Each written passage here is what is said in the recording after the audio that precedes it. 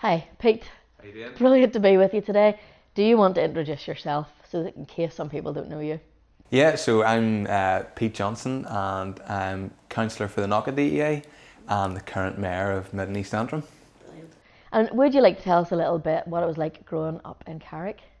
Yeah, so I was I originally born in Green Island and I went to Green Island Primary up until I was in P6 and then parents moved to Carrickfergus and I followed them. So I did P7 in Eden, Right. and then after that went to Carrick Grammar School. And actually, to be fair, I have very positive memories of growing up in Carrick, very fond memories, and I was very fortunate to have good friends, actually some of which from primary school I'm still friends Right. with today, so, and I think that's actually one of the nice things about Carrick, there is that kind of tight-knit community too, and people do tend to stay in contact. So growing up in Carrick, relatively normal upbringing for me. I've only but positive memories of that, and I think the main thing was I had a good group of friends,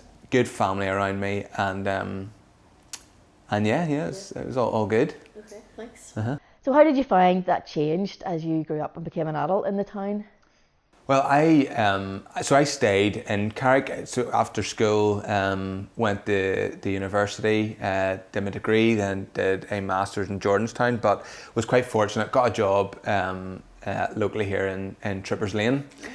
So I've kind of stayed Carrick all my life up until now. But I suppose it changed. Just the perspective on things changed.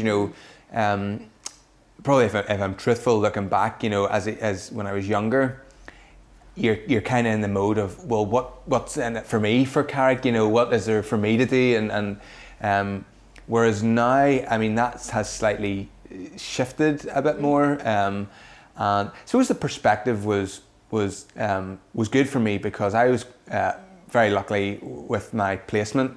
I was able to travel and went throughout the Middle East and Africa, and amazing experience, and I did that for a year. And even with my job, would still do a bit of traveling. But I think what it did was it really helped me see just how good what we've got here. And I think sometimes it does take you to actually come away from your home situation to see what, I mean, I know I used to joke when I was younger. It was only me that the only person that loved Carrick more than me was the mayor. But really, when you think about it, we've got an amazing castle. We've got the sea. Yeah. We've got hills, forests. We're really close to the city centre. We've lovely walkways, shoreline, and there's generally plenty of things to do. So I think it gave me a good perspective to appreciate what we've actually got here, and. Again, quite lucky to be able to work in Carrick, and I suppose in terms of how it changed my perspective, I'm looking now, I have two young kids as well, and I want to make sure Carrick's a place that they feel that they want to stay like I did and work in and so on. So yeah, it's been a perspective thing for me. Well, it's really great to hear because it does take you a little bit to go away and then come back and discover actually the place that you call home is a place to be valued, and Absolutely. it's great to hear that that's the way you feel too. Yeah. Okay. So would you share with us a little bit about how your thoughts about the town have guided your career and life choices? Yeah, so I suppose back to uni again. I didn't actually know what I wanted to do at that stage, and I think most people, to be fair, unless they know, right, I want to be a doctor, I want to be a vet, they kind of get to that stage where you've to pick a university choice, and goodness, what do you do? And I was one of those people, so I picked quite a broad degree pathway, but I suppose it's probably worth making it. I mean, I chose to do a degree, and it was quite a broad degree, but it's not the only pathway either. Yeah. There's lots of options, and I suppose that would be one bit of advice that I would say is keep your options open all the time. I'm a wee bit of a take each day as it comes person. But yeah, so I didn't know what I wanted to do, but kind of got the job in Carrick, and then I suppose back to your question, how the town changed the direction of my career. It was about 5 or 6 years ago then that I kind of started getting a bit interested in politics, and I mean, having a passion for my town anyway, you know, helped that, and it was about 3 or 4 years ago then that I decided to engage with that. I joined local association, and then I was selected to run in the by-election in 2018. Truthfully be told, I was actually quite nervous. I would probably, even if I'd be happy to admit I was reluctant actually to do it at the time, because, you know, it was quite, the thought of actually, you know, even putting my name on the ballot paper was quite intimidating. But the more I thought about it, and the more, you know, I kind of, you know, rested over it, I think the way I came out of it was, you know, I was passionate about Carrick, I was passionate about the town, passionate about where I was brought up and born, and you know, I felt it would be a bit hypocritical if, given this opportunity to stand in an election, it'd be slightly hypocritical for me then to say, no, I don't want to put my hat in the ring. You know, so that's kind of how I got into it. Very grateful to have been elected, and I certainly haven't looked back. And I suppose, you know, I would want to encourage anybody who's watching, you know, it's probably easy to think of you know, politics and, you know, this big beast that you don't really you know what it's about, but it really is, it particularly at this level, it's just about helping your community and being able to, you know, to lend a helping hand and be that middle part, and that's what I really enjoy about it. And that's quite obvious, because whenever, I mean, I kind of knew you from a distance, but when you knocked my door that first time to try and get my vote, and the kids were like, "Who's that, Mummy?" And I was like, "Oh, I have some questions for you." And that was really what got me a little bit more feeling like, I wonder if there's something I could do. You know, I've always joked with my friends, like, oh, when I'm 50, I'm going to run for mayor. That's not that far away now in time. I don't know if it's still a goal, but I think sort of getting to know you and just seeing you about the town has made that feel like, well, that might be something I could do. You know, as a person who is passionate about the town and the community and wants to give, you know, there is something for all of us to get involved in, and there's something for all of us to contribute.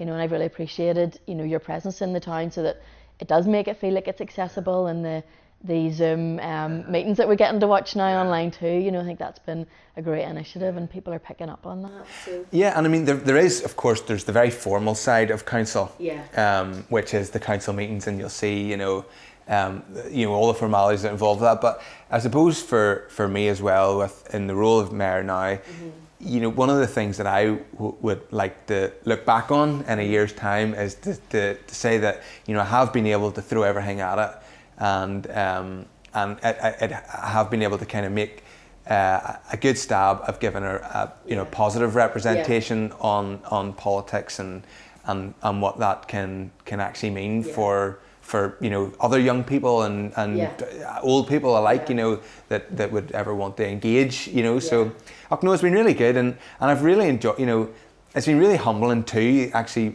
being involved and being a mayor. You know, you obviously get to travel around all of the borough, and it's been class just getting to meet so many people. And I mean, I love stories, and you hear so many stories. You bump into people with amazing histories and pasts, and really class. It's brilliant experience, and you know, I'm really grateful to be able to do it. Are you glad that you've done it at this stage of your life, sort of being a young parent and a younger person, compared to maybe you would maybe expect a mayor to be someone who's been around for years and years? You know, how do you think that's impacted?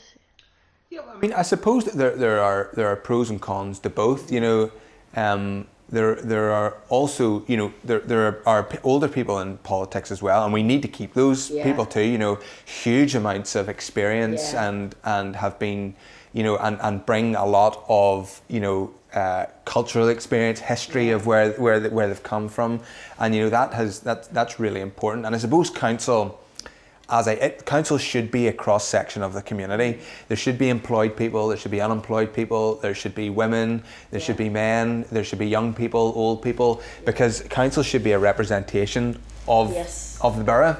You know, so we've had older mayors in the past, you know, and we've also had younger mayors, and I hope, you know, that what I can bring to the role is that element of I don't even mind saying naivety, you know, and coming in, maybe a few fresh ideas, and hopefully being able to be relatable and connect with people along the way. And I guess that legacy of working with some of the more experienced members, at the end of your term, the growth for yourself then is is personal and beneficial too. Yeah, absolutely. And finally, what wisdom would you have to pass on to our young people? Well, probably one of the first things that I would recommend to anyone is to invest in yourself early. And well, what does that look like? I mean, there's so many things, and I suppose you're looking ahead, but also looking at yourself too, and what sort of person you want to be, and how you see yourself. And that could be volunteering at organisations. We've seen from the past weeks and months with the pandemic, there's lots of opportunities now to volunteer and contribute to the community. And all of these things are, they're great for, yes, building a CV and building up who you are, but they're also a good way for you to, just to give back. It's networking, you're making yourself known. So that would probably be one of the first things I say. And when I say invest in yourself too, for other younger people at school, that can also be making difficult decisions too. I know I didn't get it right all the time when I was younger, and probably looking back, when it came to exam times, or the cool thing to do is to maybe go out and rake about, but actually, maybe if I had spent a bit more time, I might have got a better grade, or I could have. And I suppose you get one shot at it, but invest in yourself in that. And that can also mean as well, look, if school's not for everybody either, but I would still always recommend, there's still loads of different pathways out there, learn a trade, get a skill, but just having that bit of drive, really will go a long way when you're older. Yeah. I suppose also on top of that, I would say being respectable and likable goes a long way too. And if I was to look back on probably my younger years, there's a lot of, if I was giving myself advice, that would probably be the first thing. Need to be a bit more respectable and likable, because as you grow older, those people that they weren't being nice to, they're still about, and you kind of have to come back with the tail between your legs. But it goes a long way, being nice to people. It certainly can do you favours. Yeah. And I think the last piece of advice would be to be interesting, because interesting people have many interests. Yeah. And the people who know me, I try and get into everything, and I take an interest in everything, and I suppose it creates for a more rounded you. It's quite easy nowadays with the internet to get tunnel vision. You get focused on one thing, and that's but so being interesting, having many interests, will go a long way for you. It will potentially open up doors when you're older. So well, no, those are brilliant. Those are really good, really practical things that people can engage with, and I really hope that young people watching will listen to some of that, because it's all very doable, and it sounds like that's something that you have sort of incorporated into your own sort of life choices. So thanks very much for meeting with me today. We can't wait to see how the next year pans out for you. Yeah, thanks. And your help with Street Reach as we go too. Yeah, absolutely. Lovely, thanks.